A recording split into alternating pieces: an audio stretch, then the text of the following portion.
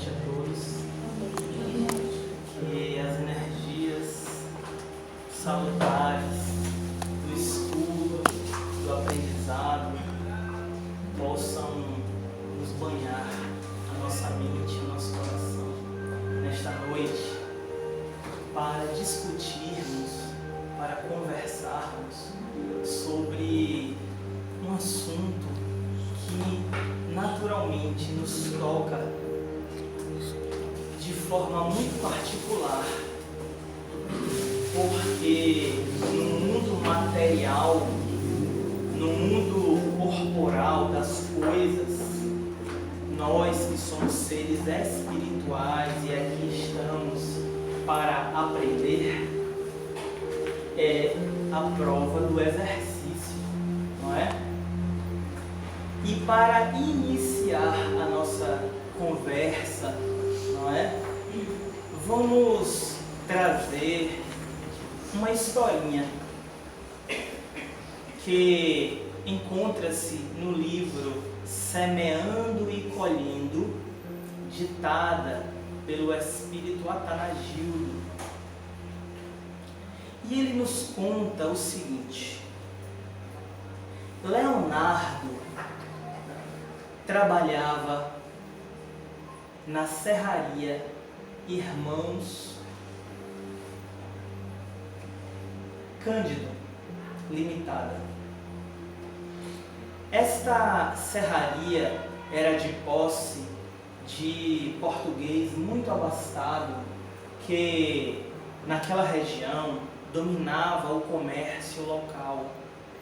Ele, que fora ajudante de carregador de toras e que logo após o exercício inicial da sua aprendizagem fora promovido a folguista na recém-comprada máquina Wolf, logo depois do desencarne daquele que fora seu professor.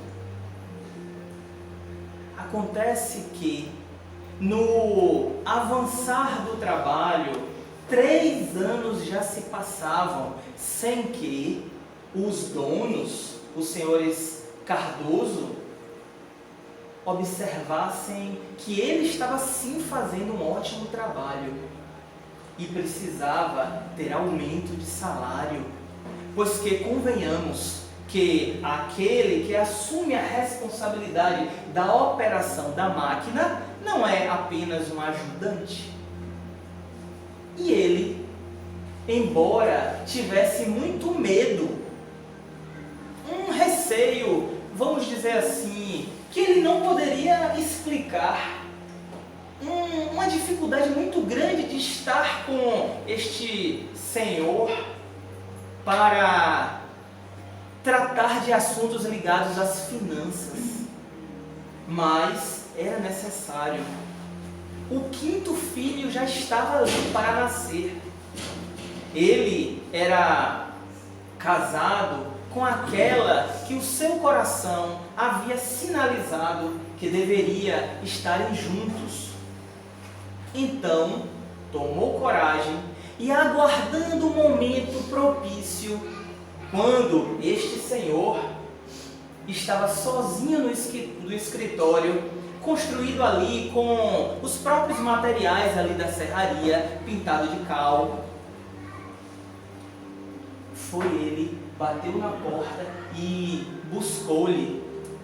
Este senhor Cardoso, homem experiente, português, muito habilidoso no que diz respeito à arte das negociações, observando o semblante carregado deste jovem, já perguntou: "Que queres você, senhor Leonardo?" Quase trêmulo, disse ele: "É que o senhor sabe que as coisas lá em casa estão tão difíceis e eu estou precisando de um aumento." Nem pestanejou o senhor Cardoso. E logo depois de mirá-lo e observá-lo bem, definindo uma estratégia muito rápida de conversação, ainda falou: mas você me procurou no pior momento do ano. Você sabe que estamos enfrentando aqui algumas dificuldades com o fisco, com as cargas que o caminhão quebra. Você sabe que lidar com uma empresa é muito difícil, é muito complicado. Eu estou aqui quase desistindo. Enquanto isso, ele pensava: este não é o homem que os filhos estão se formando doutores? Que um agora, ainda neste ano, vai se formar como médico e já temos outro aqui como engenheiro? Não é este o mesmo homem que nos escritórios de Curitiba exportam toras para a Europa? Que os restos da sua matéria-prima são transformados em produtos nobres e vão para os Estados Unidos? E que ainda o resto que fica é transformado em outros produtos e é vendido no mercado nacional?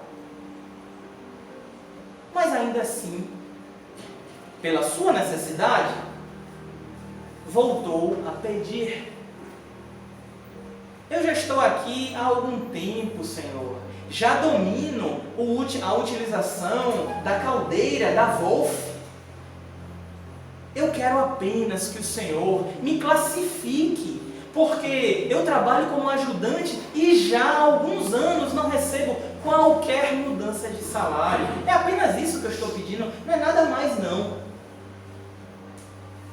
O senhor Cardoso, naturalmente, vendo aquilo, um agravamento, uma engastação, por ter que falar de coisas que ele não queria, aumento de funcionários, com certeza era uma delas, do salário deles, ainda falou: olhe, amigo, e você não sabe, mas ali na serraria vizinha, o caldeireiro que cuida das máquinas, o senhor tal fulano, me procurou há tempos atrás para me pedir o seu trabalho. Como eu não queria lhe deixar sem trabalho, eu nada falei para ele. Opa, mudou-se de figura. Agora, preocupado em perder o quase nada que tinha, saiu e agradeceu ali a oportunidade daquela palestra rápida e voltou à operação da sua máquina, compungido no coração, porque sabia ele da sua necessidade genuína em ter um salário decente. E conversava com aquela máquina, com aquela caldeira: minha amiga, novamente estive lá e não tive sequer atenção daqueles capitalistas que sequer me deram a atenção devida. Mas Deus há de me ajudar. O tempo passou e sua mulher foi até então diagnosticada com tuberculose, pois que lavava para fora, não pôde mais continuar este ofício. E lembremos nós que falamos há uns minutinhos atrás que chegava o 5º filho. Pois é, ele chegou e veio ele com atrofia nos braços e uma contaminação qualquer no couro cabeludo. Já o 2º filho já tinha problemas de idiotia, tinha problemas ligados à deficiência mental. O filho seguinte, brincando ali pela circunvizinhança, caiu, quebrou o braço e criou ali uma legião. A sua sogra, que então lhe ajudava, não pôde mais continuar com eles, porque ela tinha pequena pensão do aluguel de um sítiozinho, mas que, como voltou para Curitiba, pediu a ele que vendesse esse último arrimo para que ela não morresse de fome no novo endereço. A coisa estava grave. Pensou ele: não tem jeito, vou ter que me resolver com o Senhor Carlos. E mais uma vez Dessa vez, de uma forma mais decidida, buscou aquele velho, aquele senhor gordo, de fisionomias robustas, mas que tinha por ele um magnetismo desconhecido. E falou: senhor Cardoso, agora não dá. Agora eu realmente preciso de sua ajuda, pois que o médico acaba de me dizer que a minha esposa precisa sair do contato com meus filhos. Como sabemos, é contagioso. A doença já está em estado avançado. Ela tem que ser hospitalizada. Pense em você, pois que agora não se trata de um pedido de aumento, o que é justo. Agora é uma caridade. Peço a sua ajuda para sair desta situação terrível. E o velho, muito acostumado à criação de oportunidades, mesmo à custa da sua própria consciência, já preparando-se para esta volta deste funcionário, já tinha ali alguns números na mente e falou o seguinte para ele: Leonardo, o que você quer mesmo? E ele disse: dessa vez eu quero um empréstimo. Não dá para continuar como eu estou. E quanto é esse empréstimo? 20 mil cruzeiros. O quê? 20 mil cruzeiros? Vocês devem estar louco. Menos não dá. Não dá, senhor. Eu tenho aqui uma dificuldade genuína. E sem querer perder a peleja, pois que não era homem de perder, era homem de ganhar, emprestar, doar. Ele nem sabia o que era isso. Ganhar, vencer, tirar proveito eram os sinônimos do seu dicionário. E acostumado a vitórias a qualquer custo, fez a seguinte proposta para Leonardo: Leonardo, eu pensei aqui numa ideia que talvez você vai gostar mais. Porque você sabe, emprestar dinheiro eu não empresto a ninguém, nem peço também. Banco nenhum jamais me teve a seus pés. É do meu feitio. Leonardo preocupou-se e perguntou então que proposta seria essa que ele diria que seria salvadora. Já sabendo que tudo que Leonardo, nos 9 anos e pouquinho que tinha já na sua empresa, deveria custar-lhe algo em torno ali de 45 mil cruzeiros, fez a seguinte proposta para ele: Leonardo, vou fazer o seguinte, peça as contas, você peça as contas, e lhe pagarei 15 mil cruzeiros. Leonardo recebeu aquilo como uma bofetada, pois que sabia ele que os números eram pelo menos 3 vezes a mais, e disse: não é possível, desculpe, mas o senhor deve ter algum engano, pois que com as férias, 2 férias vencidas, a mudança de função, mais isso, mais aquilo, no mínimo são 45 mil. Olha, Leonardo, você aceita se quiser, eu não estou lhe mandando embora não, você que está me pedindo. Eu faço isso com você. Pela targiversação, vira-se para Leonardo e diz: faço uma coisa contigo, 20 mil e não se fala mais nisso. Virou as costas e saiu. No dia seguinte, chega Leonardo ao escritório, que por desespero total aceita a proposta ignominiosa e assina os papéis, recebe o dinheiro, vai urgentemente levar a sua esposa à internação, paga ali as contas imediatas, onde à noite, querendo descansar, pôde buscar o bar do polaco para tomar ali um gole de trago e viu que já não tinha nada. Já não tinha nada. Sem emprego, sentiu-se lesado. Sentiu-se que chamas crepitavam dentro de seu coração, pois que tudo o que ele queria era ser justiçado. Como qualquer um de nós, precisa ele viver uma vida digna. E dias passaram, uma semana depois, estava trabalhando como ajudante de lenhador, ali naquelas paragens dos pinheiros da proximidade de Curitiba, e suas contas beiravam 4.100 cruzeiros mês, ganhava agora menos do que 2.000.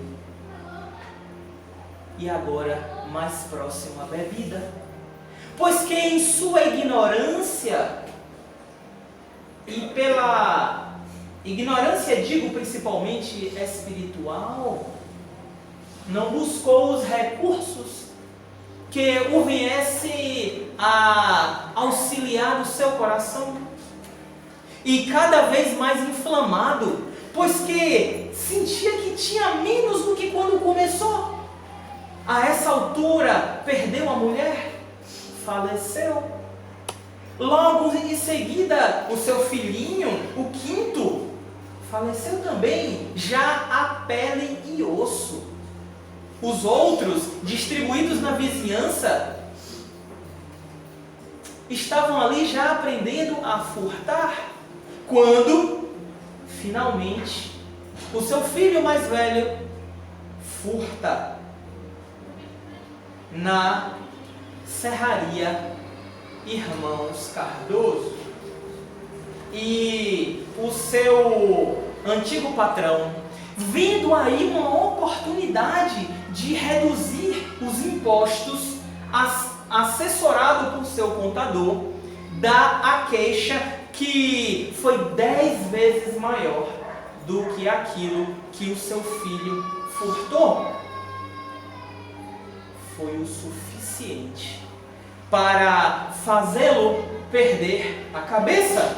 E numa dessas oportunidades que o delírio, junto com a loucura, junto com o desespero, nos batem à porta, pegou ele de um bastão, desses pinhais aí que se encontra na floresta, e foi quebrar as vidraças da casa deste senhor. O que é que acontece, amigos, quando nós vamos de encontro a aqueles poderosos que, a exemplo da Roma de antes, tinha o controle sobre as vidas alheias?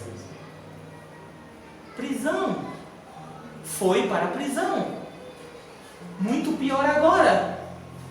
O que acontece é que, amigos, refletia ele na prisão: odeio aquele homem.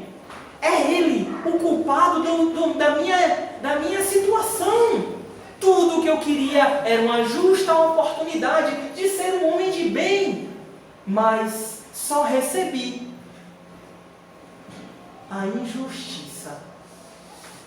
E pensou: vou matá-lo.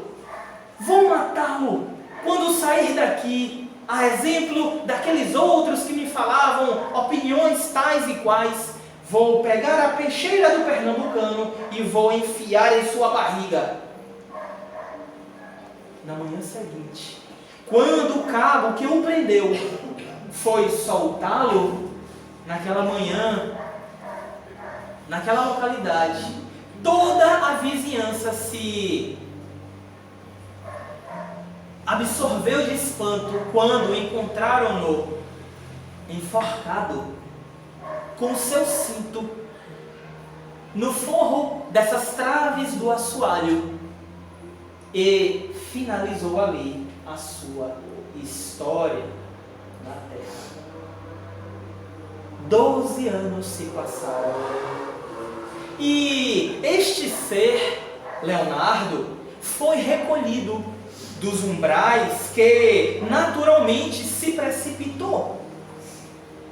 e por socorrista amigo foi colocado numa casa, num lar de recebimento das almas equivocadas como nós, e foi recebido por seu antigo padrinho, que o cientificou de que havia falecido realmente. Não se tratava de um sonho, não se tratava da bebedeira, se tratava de um fato. E que a história dele foi a história de um reajuste, onde ele saberia então que, em verdade, ele não era um espírito ignorante, para que ele experimentasse a oportunidade de reencarnar desta forma, para suportar estas agruras. A espiritualidade fez como que uma redução intelectiva, e logo em seguida ele perguntou: entendi, superei esta prova, não é? Mas que houve com o velho? Por que então converteu-se ele na minha sentença de morte na terra? E ele pôde dizer que na Portugal antiga do século passado, aquela conversação, aquele velho era um comendador, muito conhecido, muito poderoso, riquíssimo em verdade, proprietário de muitas terras. E que o que ele fazia?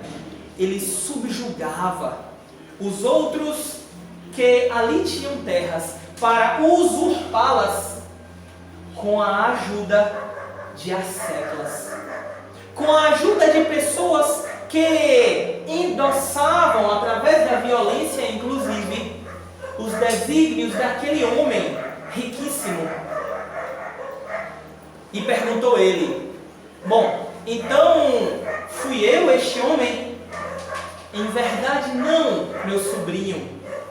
O velhote, que foi o comendador, mas tu foste aquele que endossava a roubalheira, que endossava as oportunidades de fazer o mal a tantos outros proprietários, e com 5 soldados ditava, oprimia, permitia que este senhor Henrique Azevedo fizesse tantos desmandos naquela região portuguesa. Então, amigo, você foi o capitão que endossava as agruras deste senhor, e aqueles 5 soldados que lhe acompanhavam, regiamente bem pagos para isso, foram os teus filhos, que nasceram na tua família, aleijados, estropiados, equivocados, mas que, como tu, iniciaram a transformação. E a tua amante, daquela época de capitão, que não queria que você largasse os crimes para ter joias maiores, diamantes mais vultosos, já sei, foi a minha esposa. Exato. Foi aquela que recebeu estes seres para reeducá-los. Então, amigos, conta-nos o Espírito que, entendendo o reajuste provocado pelos equívocos da utilização malsã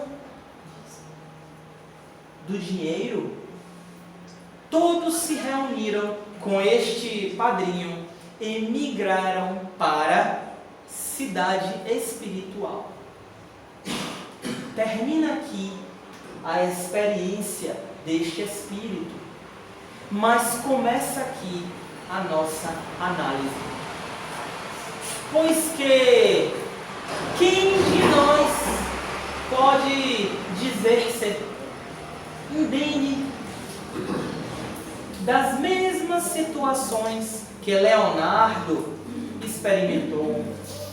É claro que o século é outro, é claro que os tempos são novos, mas somos todos os mesmos. Se não somos nós, aqueles mesmos Leonardos que estão buscando refazer-se, recomeçar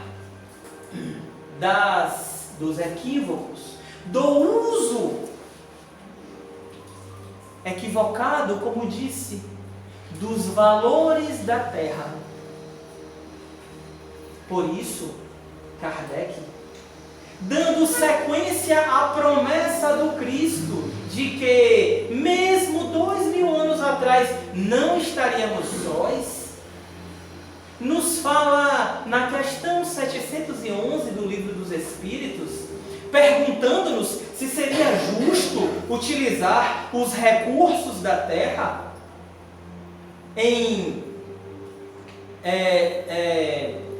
sem falar ipsiléteres, o que o texto pergunta, mas sendo este o conteúdo, ele nos fala que o uso é proporcional à proposta. E para que não perca exatamente as mesmas palavras, para que não nos venhamos a equivocar no conteúdo, pois que tem a ênfase principal da conversa desta noite, ele diz exatamente o seguinte, questão 711, o uso dos bens da terra é um direito para todos os homens? Olhe a resposta. Este direito é uma consequência da necessidade de viver. Deus não pode ter imposto um dever sem haver dado os meios de o satisfazer. Então, amigos, é direito utilizar os bens da terra? Sim. O problema é o dinheiro? Não.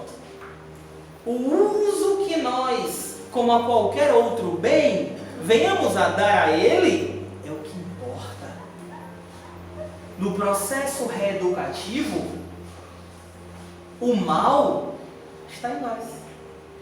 Pois que se isto é algo caro para todos, aprendamos a repartir. Mas que se eu tenho a riqueza, se veio para mim ou para você a riqueza, este não é o problema de recebê-la, é o problema do uso que venhamos a dar.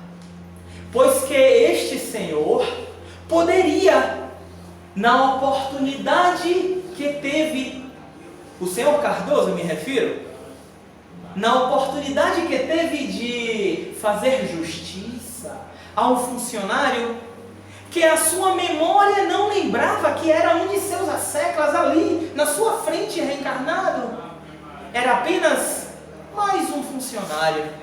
Ele poderia ter sido justo, não poderia?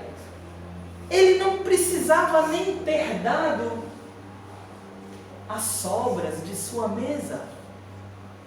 Ele nem precisaria ter dado nada mais do que o justo, mas optou por continuar agindo como há séculos atrás, nos diz o Espírito. Agia, opção dele, cabe a ele. não a nós. Cada um age conforme quer. Cada um planta a sua própria desdita. Não é isto? Então, falando aqui do que diz Kardec, e quando ele fala que esse direito, o direito de uso dos bens que tanto buscamos na terra, ele nos fala que esse direito é uma consequência da necessidade. Então, se não está no seu planejamento, ou seja, se não é uma necessidade de completar nesta encarnação o uso daquele bem tal ou qual, para que se preocupar? É claro que o sabor das coisas, para nós, espíritos que ainda estamos aprendendo a espiritualizar-nos, é muito grande. Sabemos que sim, não podemos ser hipócritas, mas nos cabe, amigos, aprender finalmente que existe uma palavrinha chamada necessidade. E é esta palavrinha que importa as nossas consciências. Importa perseguir a necessidade e não aquilo que extrapola, e não aquilo que vai além da mesma, que é o quê? O supérfluo, não é? E que nos falam os Espíritos, quando no próprio Evangelho nos é dito que o rico pode, apenas aliviando o excesso das migalhas de sua mesa, matar a fome daquele que pede. Isto é uma forma de desprendimento das algemas que construímos, amigos, através destes tantos séculos, onde reencarnação após reencarnação aprendemos no exercício da proposta de espiritualizar-nos o caminho para Jesus. Mas Kardec, e pergunta sobre deste necessário que eu acabei de falar, na questão 716, e fala: a natureza não traçou o limite das nossas necessidades, então, em nossa organização? Sim. Mas o homem é insaciável?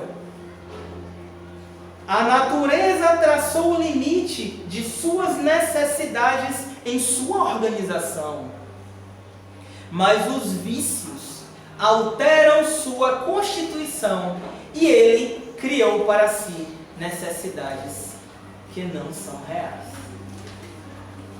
Mais uma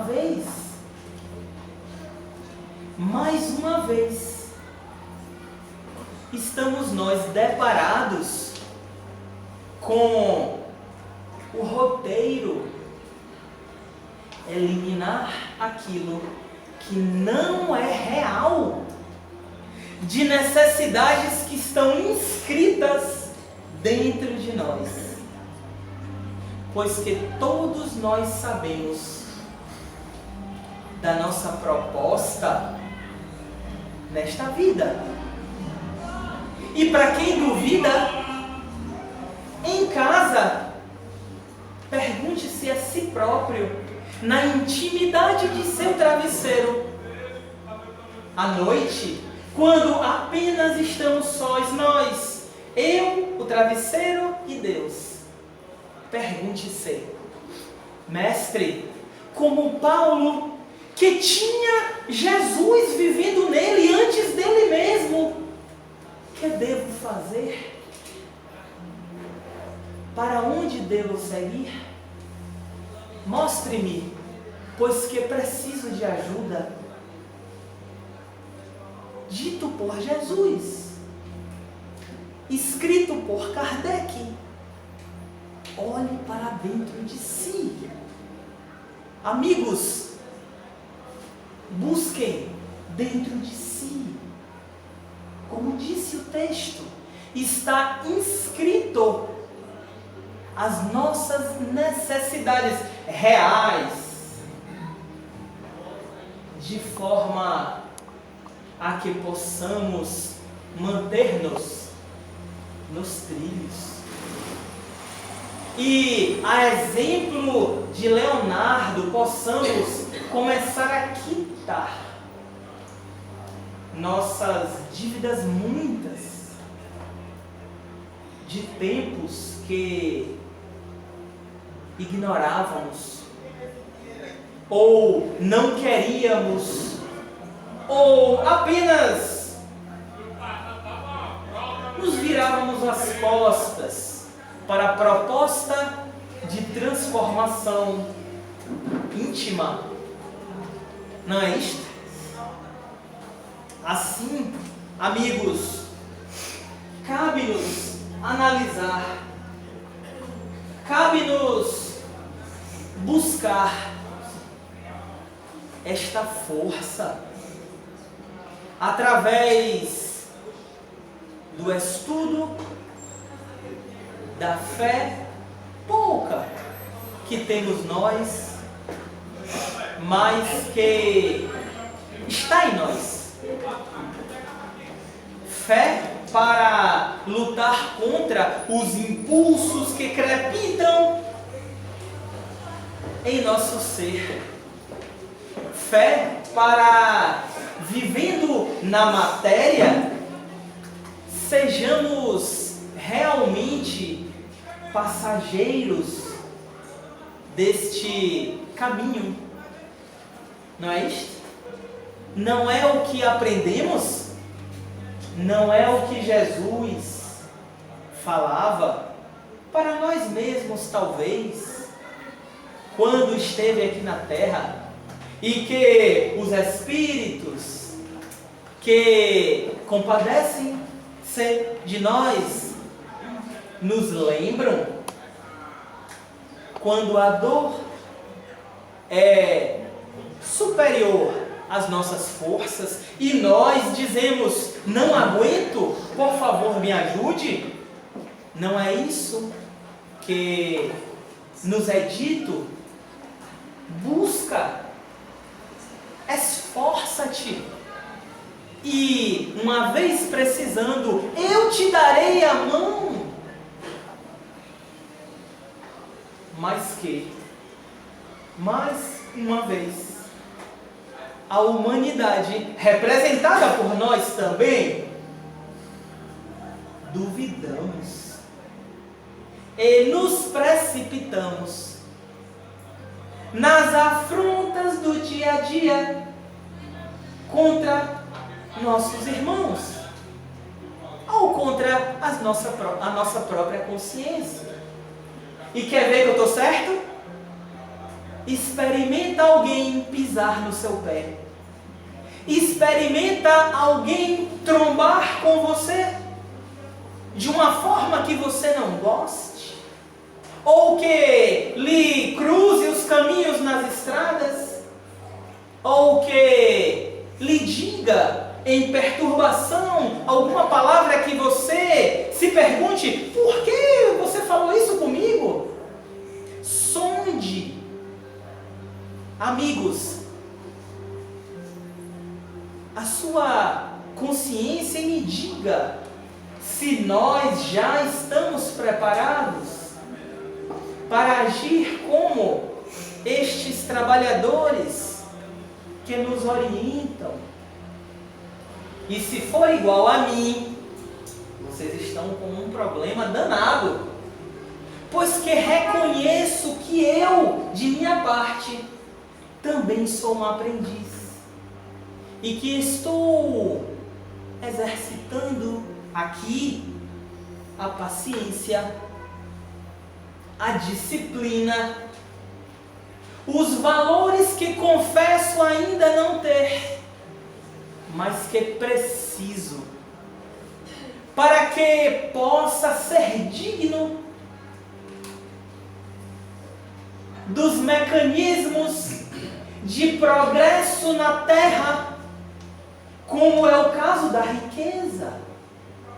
Amigos, convençamos-nos que no mundo material, ter a matéria, ter as posses, ter a riqueza cobiçada por todos, inclusive por nós, é uma prova das maiores.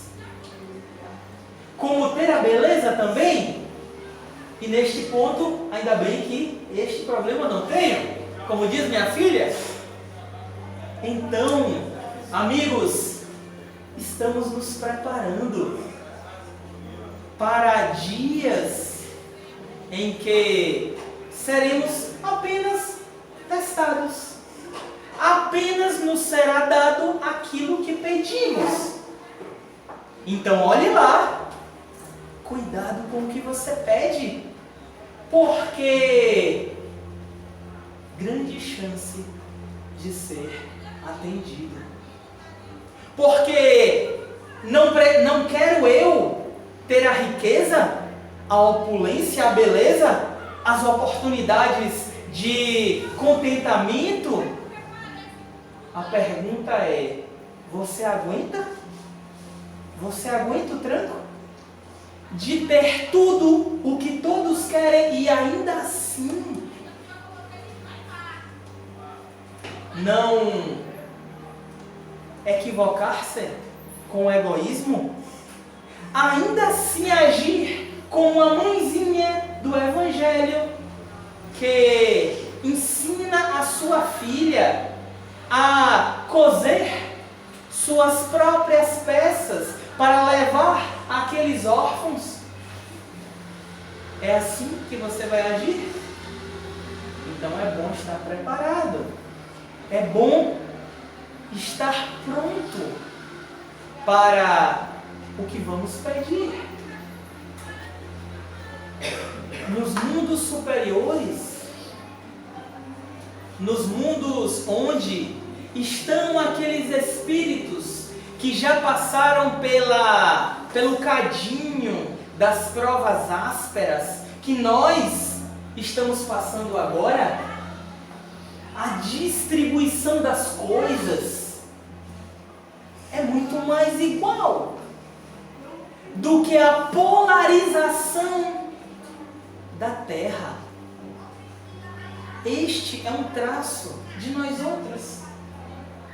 Este é um traço respectivo a nosso perfil de seres egoístas ainda. Então, a próxima vez que vermos um rico passando em sua carruagem, saibamos nós que antes de julgá-lo, ali vai um irmão em prova. Prova essa que talvez, no lugar dele, não fôssemos nós tão bem-sucedidos como talvez ele venha a ser. Não é isto? É o outro lado da moeda, que coaduna, amigos, com o necessário exercício da postura mental digna, a exemplo do que buscou Leonardo quando pediu aumento de salário. Ele queria viver na noite, ele queria gastar com valores equivocados, ou queria apenas trazer o pão para a sua mesa? Sejamos nós os Leonardos, que buscam o que é justo, em vez de buscar o supérfluo, que mesmo para nós que não temos, ou que temos, não importa. Supérfluo é supérfluo. Porque o livro dos Espíritos não diz aqui a proporção deste supérfluo. Ele apenas diz que é um excesso. E se nada temos, amigos, para dar, se nada temos a oferecer àquele que chora, venhamos a oferecer as outras riquezas que temos e que guardamos para nós. O nosso tempo é uma riqueza. A nossa palavra. Pergunte ao mudo quanto vale a palavra. O nosso afeto. Pergunte a alguém que viva só, na intimidade da sua casa, buscando alguém para conversar. Quanto vale um amigo? E isso existe. Haja vista o número de suicídios crescentemente no mundo, de forma que a Organização Mundial da Saúde estabelece como epidemia. Ao subir aqui pela santa instituição espírita que estamos, está lá, Outubro Amarelo. Não é à toa, não. Pergunte a quem não tem. O que você tem? Se isto que é guardado atrás da porta, como se não fosse algo importante, pergunte a ele quanto vale. E saberemos então que o Cristo, quando nos fala do óbolo da viúva, por exemplo, de que aquele ato de deixar ali tudo que ela tinha no gasofilácio, pergunte a ela quanto lhe valeu. Disse aos seus discípulos que, em verdade, aquela atitude dela foi muito superior a todos aqueles que com ela estavam dando altas fortunas de doação. Uma moeda. Pergunte a ela quanto lhe valeu aquele ato. Da mesma forma que nos estranharia de, como dizem os Espíritos, para finalizar, que é bem fácil encontrar no mundo espiritual aqueles que nos eram em situação muito inferior à nossa. O mendigo, que a minha amiga falou no começo da explanação. Pois que há mendigos que foram reis e estão aqui aprendendo a humildade. Há pessoas equivocadas em nossa família que estão aprendendo a agir de forma cristã. Como Leonardo, que era pessoa inteligente e que, por decreto de sua consciência, sofreu uma redução intelectiva e reencarnou como pessoa humílima, pedindo apenas a correção da sua experiência anterior. Então, amigos, agradeço mais uma vez a oportunidade de fazer aqui uma reflexão que para mim foi muito importante. E passo a palavra à casa e fico à disposição para qualquer questionamento. Que a paz de Jesus esteja sempre conosco.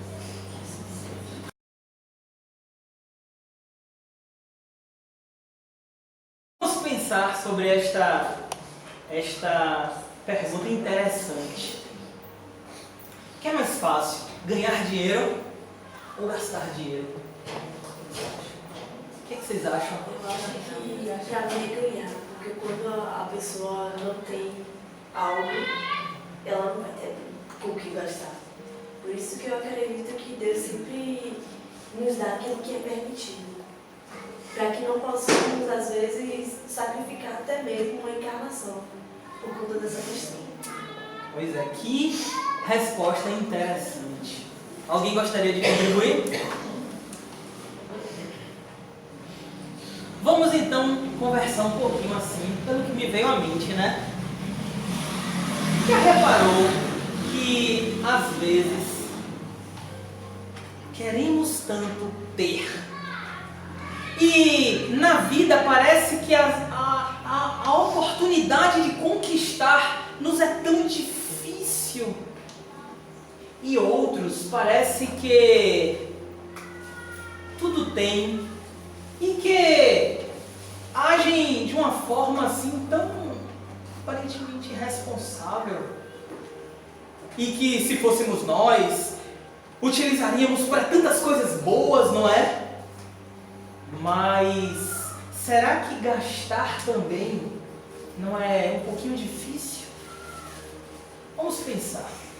Recentemente eu recebi no meu WhatsApp, não é? Todo mundo tem, vamos falar assim desse veículo, um vídeo que eu achei interessantíssimo.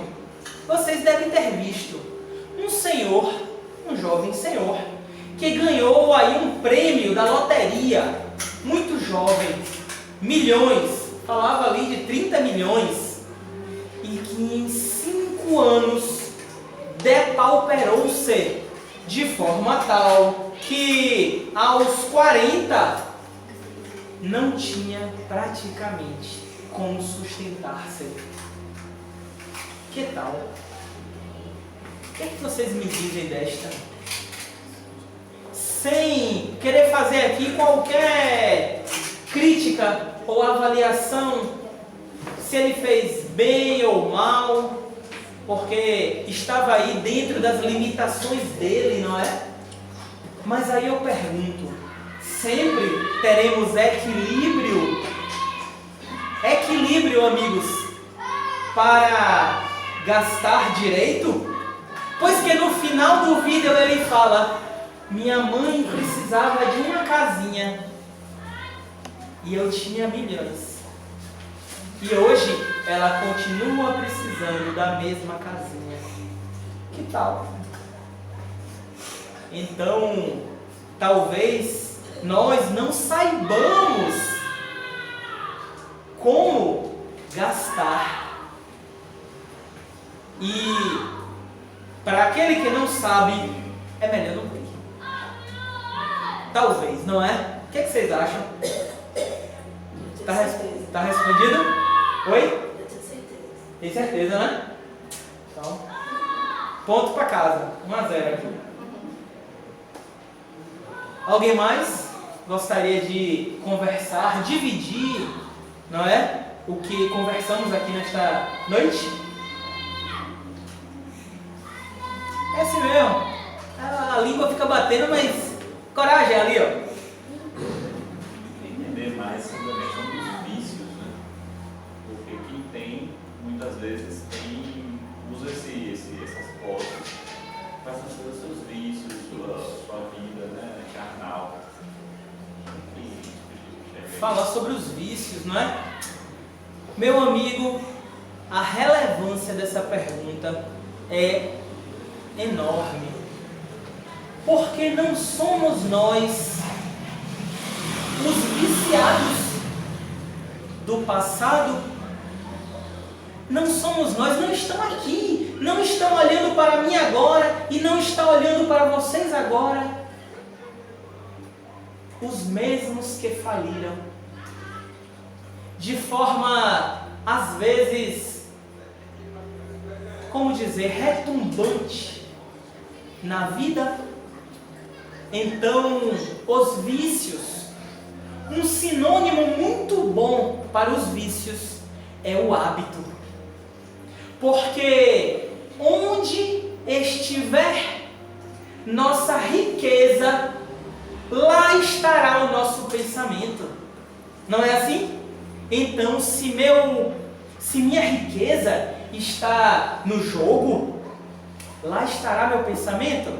Se minha riqueza estiver no sexo, por exemplo, desenfreado, equivocado, libidinoso, lá estará meu pensamento. Onde houver o equívoco, lá estarei eu vivendo o meu hábito. Porque o que é o hábito? É o script que nós temos fixados na alma, para que quando a oportunidade chegue, sem precisar pensar muito, eu vá lá e ajo daquele jeito. Quer que eu prove? Vou provar. Aquilo que estamos acostumados a fazer todos os dias repetitivamente, como por exemplo, acordamos, escovamos os dentes, tomamos café, tomamos banho, nos enxugamos depois do banho.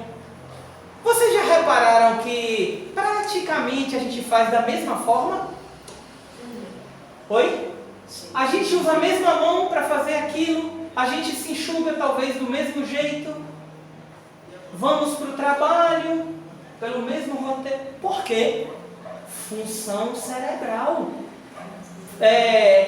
Como é que se diz? Poupar energia, que é a lei de progresso agindo no nosso corpo, na nossa máquina de carne, na nossa roupa temporária.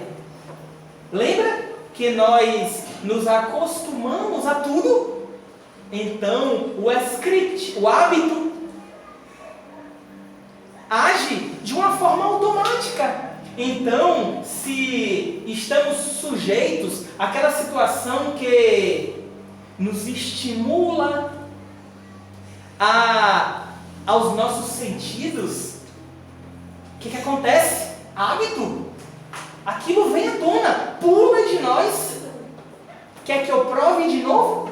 Vou provar.